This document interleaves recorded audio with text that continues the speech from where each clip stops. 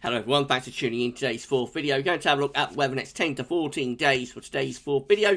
Day 10 is going to take us to the 8th of November. We'll be able to extend out beyond that. We extend GFS and ECM ensembles over a couple of weeks. We're going to have a look at the CFS V2 at the end of the video for November, and I shall get on with that for you in a second. Just to say that the first video release was our 7 AM broadcast.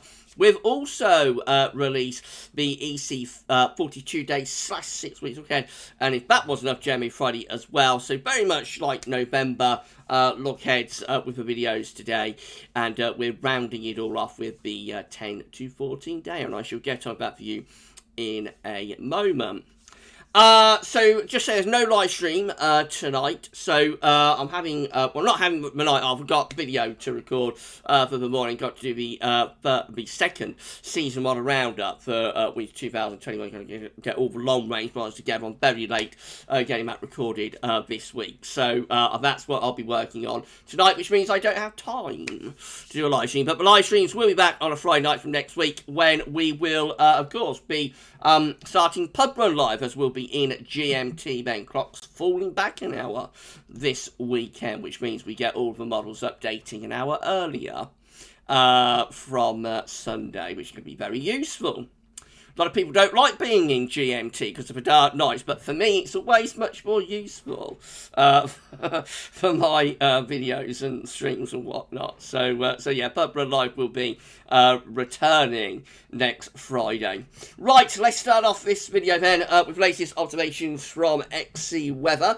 So here we go then. It's still pretty mild over on the eastern side of the country. We've still got 16 degrees flashing away there, for example, at Headcorn, and also at Humberside we're at 16 degrees. However, it's cooling down, and out west it's quite a bit colder. So Shawbury is at 13 degrees, Blackpool 11 degrees, Jamalbin at 8 degrees, Belfast at 9, and at Tulloch Bridge at 8. So clearly you can see by the colour shadings there that it gets colder in the north and west. And most colder west and northwesterly winds will be spreading across the country through the rest of this afternoon and into the evening. So temperatures will now gradually cool down. I think we've had the warmest weather that we're going to have, this autumn. Famous last words, but I'll be surprised if we get the temperature back to 20 degrees again in November, but we shall see.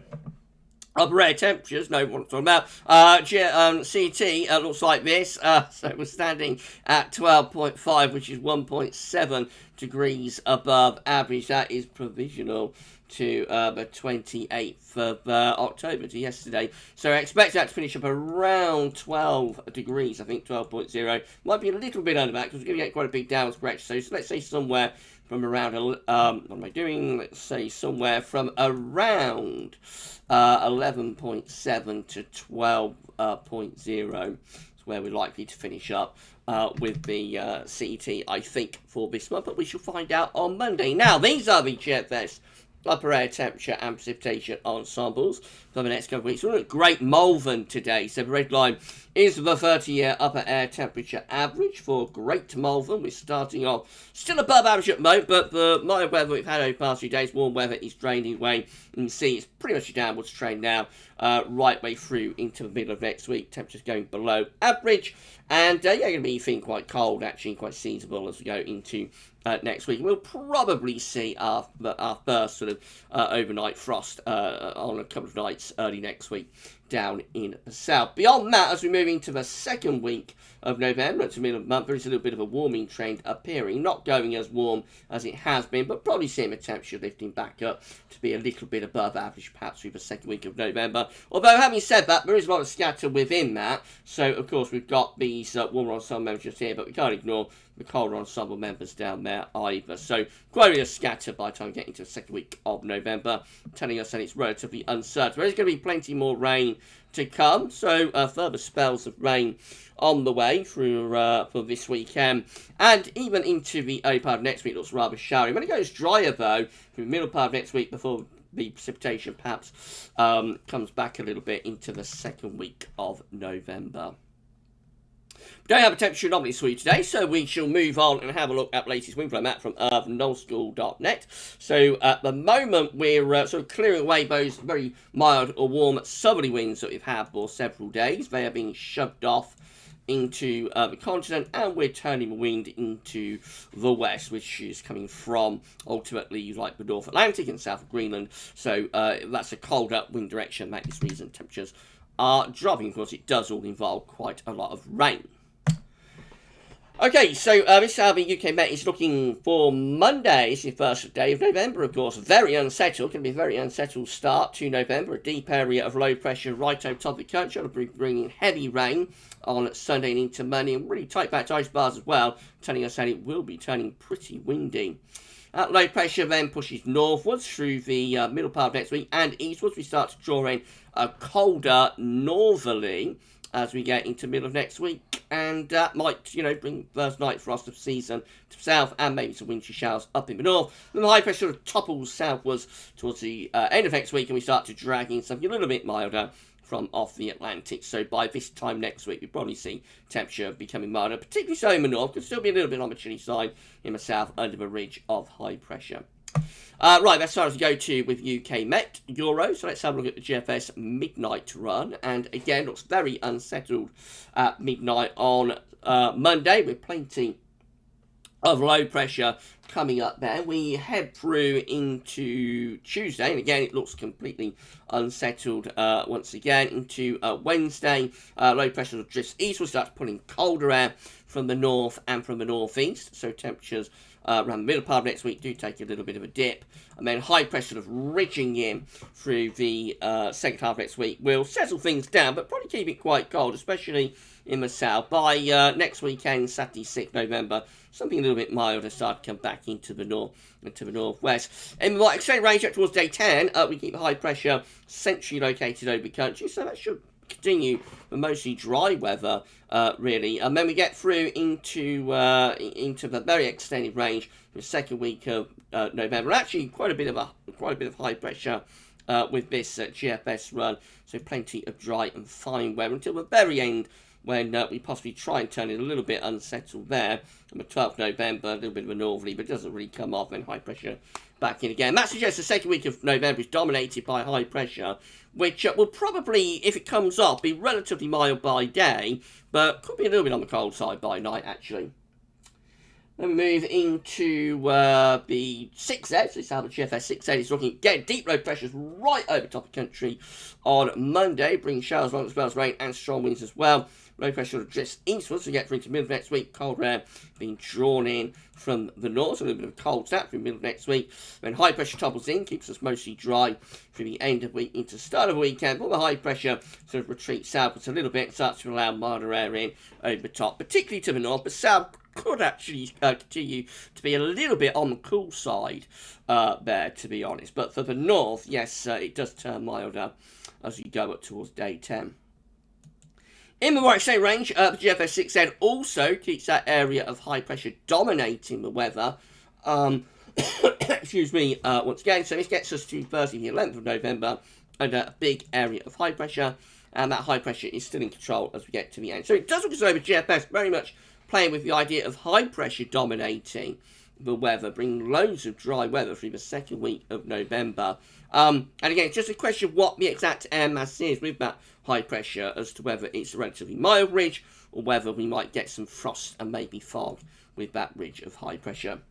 GM looks like this. If you're enjoying the video, please smash the like button, make sure to subscribe to our channel. Thank you so much, everybody, for doing that, and drop a comment. Let us know what you think about this and all of our videos. Thank you so much. Right, the GM, again, low pressures over country on Monday, bringing showers, long spells of rain. Then the low pressure clears eastwards, or moves eastwards, through to mid next week. Cold air is drawn in from the north. Second half of next week is seeing the high pressure slipping southwards. Milder air begins to push in from off the Atlantic. As we move up towards day 10, though, the GM is actually very unsettled. Not the high pressure domination that we see for GFS. The GM still has the low pressure in control. And winds coming in from the northwest, so rather cool and unsettled with the GM this morning. And then finally for these charts, we've got the ECM WF, which all, again, looks very unsettled on Monday. Low pressure bringing showers along as well as rain and strong winds too. Then the low pressure clears away eastwards through mid next week. Cold air is drawn in from the north. Second half next week sees high pressure slipping southwards. We start going milder with Atlantic air, westerly winds coming in around the top of the high.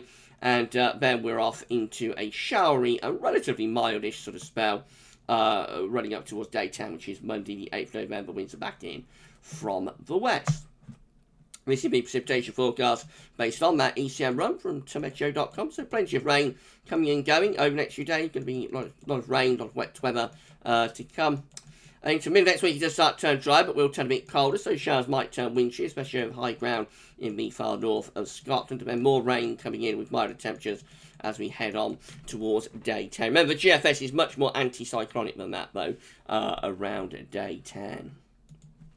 These are the options that are on the table within the ECM ensembles today for day 10, which will get us to the 8th of November from the Icelandic Met Office. 20 members of the ECM ensembles have high pressure to our west and southwest, and so a lot of dry weather with that, bringing in wind from like a westerly, northwesterly direction.